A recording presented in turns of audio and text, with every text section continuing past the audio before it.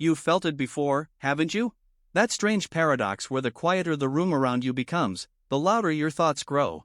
One small worry or memory slips in, and suddenly it's carrying you somewhere else entirely. Hours later, you're still there, turning the same idea over and over, even though you know it's keeping you from sleep, from peace, from simply being.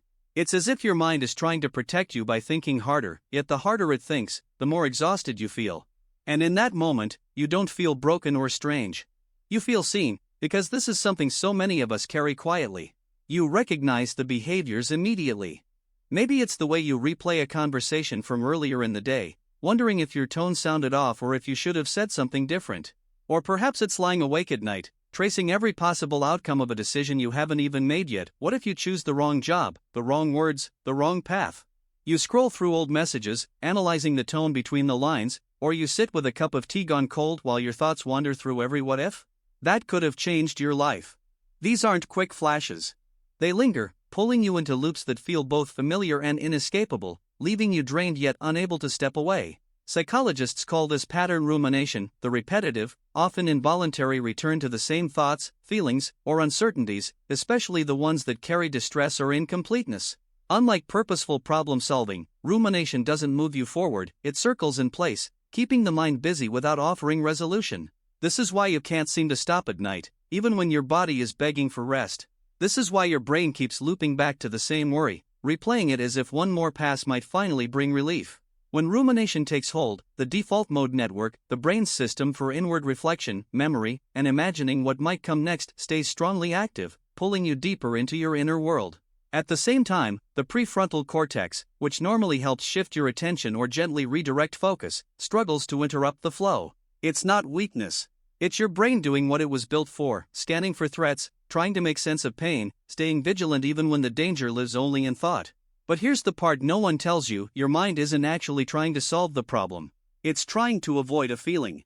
The endless thinking creates an illusion of control, a quiet shield against sitting with the raw uncertainty, the regret, or the sadness underneath.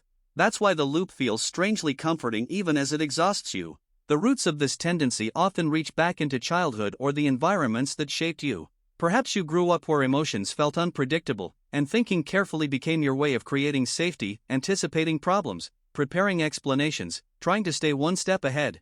Or maybe your natural sensitivity taught your mind early that reflection could help you navigate an overwhelming world. What began as a smart emotional adaptation slowly became the default.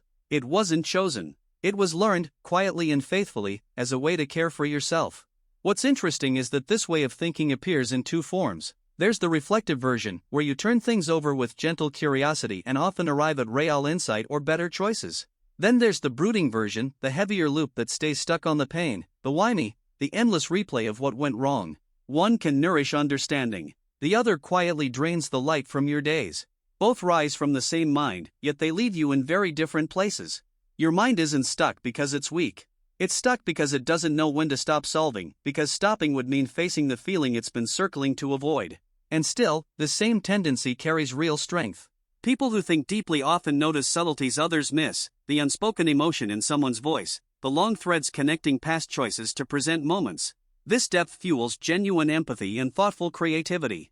It's the quiet intelligence that refuses to rush past life's complexities.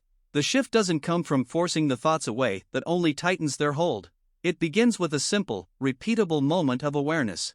Next time it happens, tonight, when you catch yourself spiraling, try this: pause and name it gently inside your mind with here we are again. Then, instead of diving deeper into the content of the thought, ask yourself one quiet question: what feeling am I trying not to feel right now?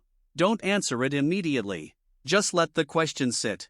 This small act of cognitive distancing creates a little breathing room. You're not silencing your mind. You're stepping beside it, watching the current without being swept away. With time, this creates a soft sense of choice. You can't always stop the thoughts, but you can choose how closely you follow them.